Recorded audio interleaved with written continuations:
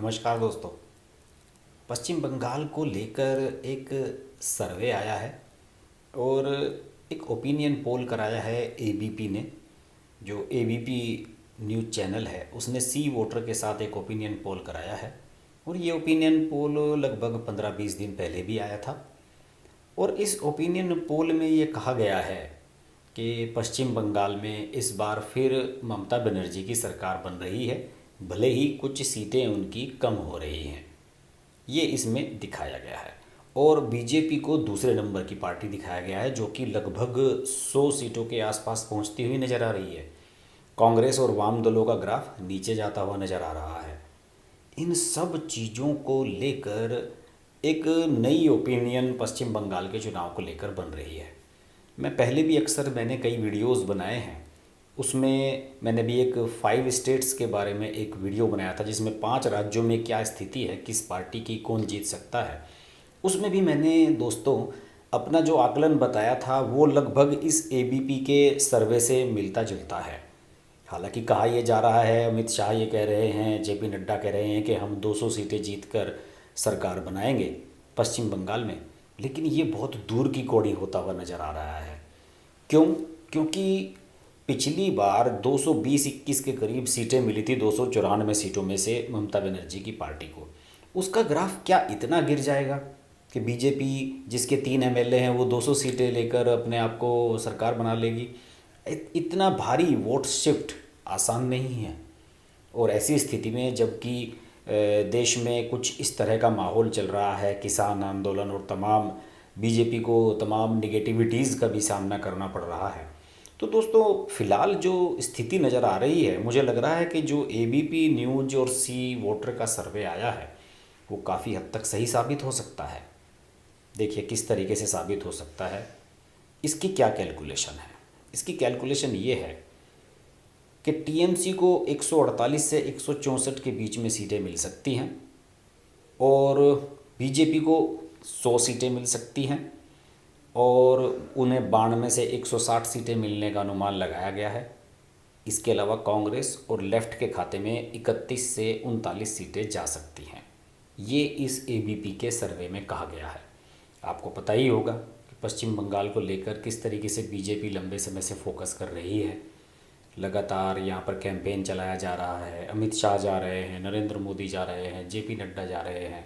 और सबसे ख़ास बात ये है कि पिछले कुछ समय से जो माहौल बीजेपी ने बदला है वो इस तरीके से बदला है कि जैसे टीएमसी एकदम ख़त्म हो रही है।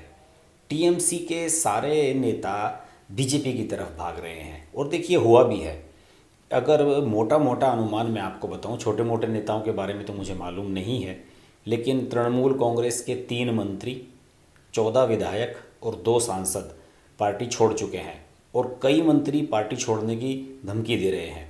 और परिवहन मंत्री शुभेंदु अधिकारी, वन मंत्री राजीव बनर्जी, ये तो बड़े बड़े नाम हैं। इसके अलावा कोलकाता के पूर्व मेयर व विधायक शोभन चटर्जी, सब्यसाची दत्ता, सुनील सिंह, शुभ्रांशु राय, वैशाली डालमिया, प्रवीर घोषाल, हावड़ा के पूर्व मेयर रथिन चक्रवर्ती, सांसद सुनील मंडल, ये सब लोग जा चुके हैं बीजेपी में।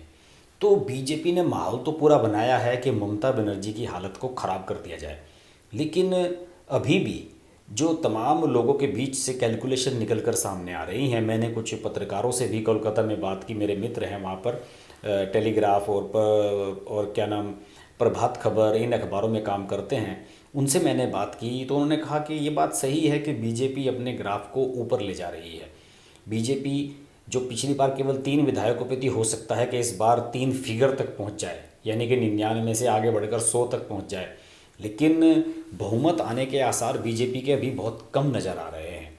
ये बात सही है कि 2019 के लोकसभा चुनाव में बीजेपी ने यहाँ 42 में से 18 सीटें जीत ली थी, लेकिन ये छोटे पॉकेट्स का चुनाव है, छोटे छोटे सेगमेंट्स हैं जहाँ पर कास्ट फैक्टर और हिंदू मुस्लिम फैक्टर और बंगाली और बाहर के लोगों का फैक्टर, बहुत सारी चीज़ें ऐसी हैं जो बीजेपी को नुकसान कर सकती हैं, जैसे कि सीएए, एनआरसी, इस तरह के मुद्दों को लेकर।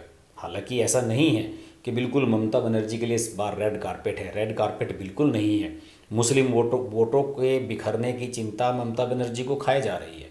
उन्हें यह लग रहा है कि भाई अगर मुस्लिम वोट मेरे जरा से भी बिखरे तो बीजेपी को बहुत प्रचंड लाभ इसका हो जाएगा। और रही सही कसर पूरी कर रहे हैं वाम दल और कांग्रेस का जो गठबंधन बना है। वाम दल और कांग्रेस के गठबंधन में अब शामिल हो गए हैं फुरफुरा शरीफ वाले पीरजादा अब्बास सिद्दीकी। पीरजादा अब्बास सिद्दीकी का यहाँ के मुसलमानों पर बहुत बड़ा प्रभाव है। आपको याद होगा कि जनवरी महीने के पहले हफ्ते में असदुद्दीन ओवैसी ने पीरजादा से मुलाकात की थी और उन्होंने ये कोशिश की थी कि हम मुस्लिम एक मंच बनाएं अलग से, मुस्लिम पार्टियां मिलकर चुनाव लड़ें।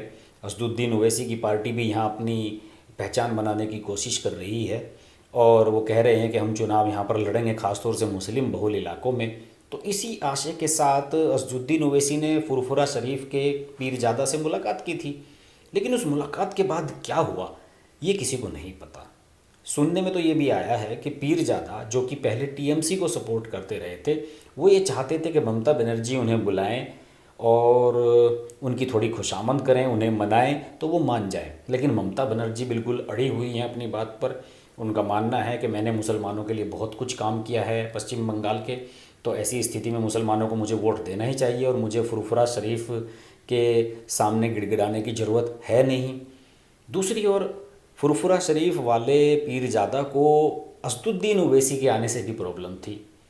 फुरफुरा शरीफ वाले ये सोचते हैं कि पश्चिम बंगाल के जो मुसलमान हैं वो हमें मानते हैं और हमारे वोटों का सहारा लेकर असदुद्दीन ओवैसी अपने यहाँ पैर जमा लें तो कल तो असदुद्दीन ओवैसी हमारे ही खिलाफ खड़े हो जाएंगे। असदुद्दीन ओवैसी सांसद हैं, उनकी पार्टी के 5 विधायक पड़ोसी राज्य बिहार में बन चुके हैं, तो वो हो सकता है कि कल हमारे लिए ही चैलेंज बन जाए। तो इसलिए फुरफुरा शरीफ वाले ने, पीरजादा ने, असदुद्दीन ओवैसी के साथ जाने के बजाय अपनी पार्टी बुला ली, आईएसएफ, इंडियन सेकुलर फ्रंट, अपने भाई को आगे कर दिया। और अब सुनने में आ रहा है कि इन्होंने गठबंधन किया है वाम दलों के साथ, जो कि कांग्रेस के साथ गठबंधन में जा रहे हैं। और वाम दलों ने कहा है कि हम अपने खाते से 30 सीटें आपको दे देंगे। वाम दल भी ये चाहते हैं किसी तरह से ममता बनर्जी के तरफ जो शिफ्ट हो गया है मुस्लिम वोट बैंक, वो वापस हमारे पास लौट आए। क्योंकि सच्चर कमेटी की रिपोर्ट ने कुछ साल पहले ये क्लियर कर दिया था कि वाम दलों के शासनकाल में मुसलमानों की हालत बहुत ख़राब रही और पश्चिम बंगाल के मुसलमानों की हालत तो और भी ख़राब है। इसी वजह से सारे मुसलमान शिफ्ट हो गए थे वाम दलों से ममता बनर्जी की तरफ। लेकिन ममता बनर्जी से भी अब उन्हें हताशा लग रही है। उन्हें लग रहा है कि जो प्रतिनिधित्व, जो हैसियत उनकी ममता की सरकार में होनी चाहिए वो नहीं हो पा रही है। इसी वजह से जो है वो ममता बनर्जी से नाराज़ हैं और अपनी अलग पार्टी बना रहे हैं। तो ये फैक्टर सबसे ज़्यादा चिंतित कर रहा है ममता बनर्जी को, और बीजेपी को ये लग रहा है कि ये हमारे पक्ष में होगा। इसके अलावा बीजेपी ने बंगाल में एक नई लड़ाई छेड़ दी है, बुआ बनाम बेटी। उनका यह कहना है कि जो उन्होंने कुछ पोस्टर लगाए हैं, उन्होंने कहा है कि बंगाल को बुआ नहीं बेटी चाहिए। वो कमेंट कर रहे हैं ममता बनर्जी पर क्योंकि वो बुआ हैं और उनके भतीजे अभिषेक बनर्जी हैं जो इस समय टीएमसी में सबसे ज़्यादा डोमिनेट कर रहे हैं और बीजेपी लगातार उन्हीं को टारगेट करके चल रही है।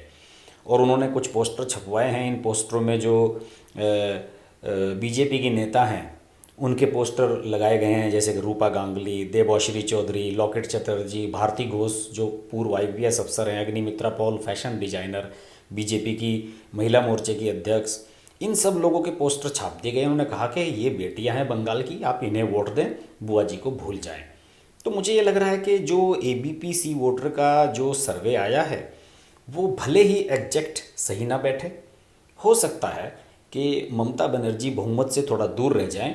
मुझे लगता है कि उन्हें बहुमत पाने के लिए अंत में हो सकता है कहीं कांग्रेस ही समर्थन ना कर दे, क्योंकि कांग्रेस अभी तो गठबंधन में है वाम दलों के, लेकिन दोनों अलग अलग प्रत्याशी उतारेंगे। और अगर 20-25 प्रत्याशी कांग्रेस के जीतते हैं, पिछली बार 44 एमएलए बने थे कांग्रेस के, अगर इस बार 20-25-30 भी बनते हैं तो ममता बनर्जी इनका समर्थन लेकर सरकार बना लेंगी, तो वाम दलों को भी कुछ नहीं मिलेगा और बीजेपी 100 सीट लेकर भी कुछ नहीं कर पाएगी। तो फिलहाल मेरा मानना है कि एबीपी का जो ये सर्वे है ये काफ़ी हद तक फ़िलहाल परिस्थितियों में सही नज़र आ रहा है। वैसे अभी चुनाव तो लंबा चलना है, पूरे मार्च चुनाव चलना है और पूरे अप्रैल चुनाव चलना है, 2 मई को रिजल्ट आना है। इस बीच हो सकता है कि समीकरण बदलें, लेकिन फ़िलहाल ये लगता है कि ममता बनर्जी की सरकार एकदम से जाती हुई भी नज़र नहीं आ रही है। और अभी ममता के को लग रहा है कि देयर इज ए होप, और उन्हें उम्मीद की किरण नज़र आ रही है। बहरहाल हम समय समय पर आकलन करते रहेंगे। देखते रहिए अर्श की बात लाइव। नमस्कार। अगर आपको हमारी वीडियो पसंद आई तो वीडियो को लाइक करें, चैनल को सब्सक्राइब करें और नोटिफिकेशंस के लिए बेल आइकन को प्रेस करें।